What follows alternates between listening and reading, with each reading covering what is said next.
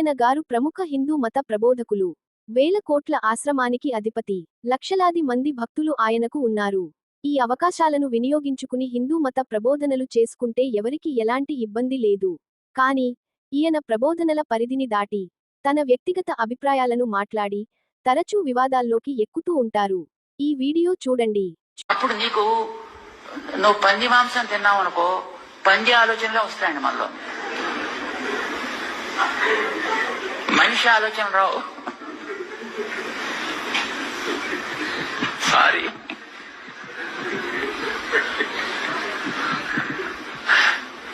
మనం మేక మాంసం తిన్నాం అనుకోండి, ఆ బుద్ధి పుడుతుందండి. అలా ఒకటి పోతుంటే దాని వెనక పడిపోవడమే వస్తుంది. సొంత బుర్ర పనిచేయదు. కోడిగుడ్లు తిన్నాం అనుకోండి, అలా కోడి బుద్ధి వస్తుందండి. ఈ పెంట మీద ఆ పెంట మీద ఇలా ఇలా ఇలా.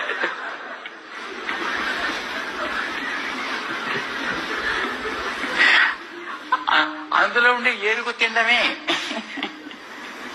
ఇప్పుడు దాని కన్సంప్షన్ ఎక్కువైపోయింది కనుకనే ఎక్కడెక్కడి నుంచి ఏది ఏరుకు తిందామని ప్రతివాడి కోరిక అది. చూశారు కదా, ఈ వీడియో ఇప్పటిది కాదు, సుమారు 4 సంవత్సరాల క్రితం మాట్లాడినది.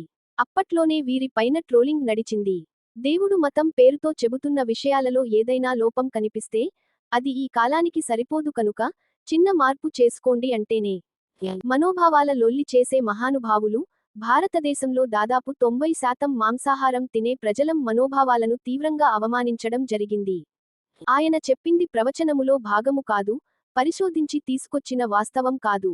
అదో కడుపు మంట. తమ వర్గం వారు శాఖాహాకారులు కనుక మిగతా వర్గాలు తినే మాంసాహారాన్ని హేళన చేస్తూ మాట్లాడారు.